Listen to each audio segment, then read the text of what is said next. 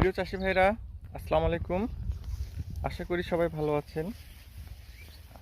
আমি আজকে সকালেও আমার একটা মাঠ পরিদর্শন করতেছি। এটি আমার হচ্ছে অটোক্রপ কেয়ারের। এটা আমি বৃধান 29 ভিত্তি বীজ উৎপাদন ভিত্তিটা আমি বিডার নিয়েছি কোম্পানি থেকে। আমি একজন তাদের চুক্তিবদ্ধ চাষি।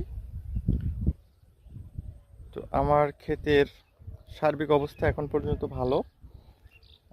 মাঝে একটু পাক ধরেছে। আশা করতেছি আরও হয়তো 10 দিন থেকে 15 দিনের মধ্যে, 2 সপ্তাহের মধ্যে এগুলো হারভেস্ট উপযোগী হয়ে যাবে। তো আল্লাহ রহমতে আমার ধানে এখন পর্যন্ত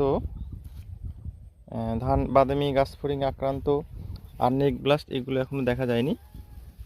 আমি প্রিভেন্টিভ স্প্রে এবং আজকে শেষ স্প্রে দেব। এর আগেও স্প্রে করেছি। রোগ দেখা দেওয়ার আগে স্প্রে করলে পরে অনেক সহজে সমাধান হয় এবং সেটা অনেক কার্যকরী হয়।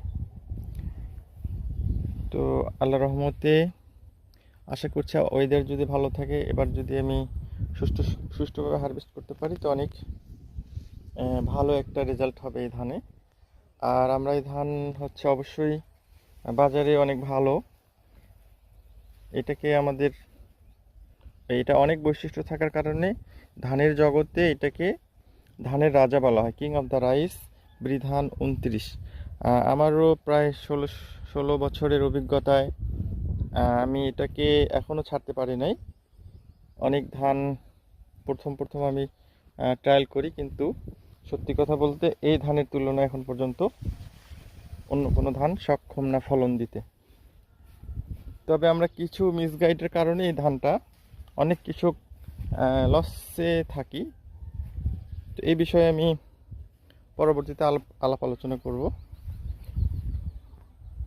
প্রিয় চাষি ভাইরা, যে ধান বা যেই জিনিসটা উচ্চ ফলন দেয় সেটা কিন্তু একটু দীর্ঘস্থায়ী হয় কিছুটা, আর হচ্ছে একটু কেয়ার একটু পছন্দ করে। তো বেশি কিছু না এটাতে, হালকা একটু কেয়ার অন্য ধানের চেয়ে বেশি নিলে পরে কিন্তু এটিতে সাকসেস সম্ভব। তো আমরা অবশ্যই এই ধান চাষ করব। আর এই ধান হচ্ছে আগামও হয় কিছুটা, আমরা চাইলে কিছুটা সরিষা খেতে, আলু খেতেও করতে পারি। অবশ্যই এই ধান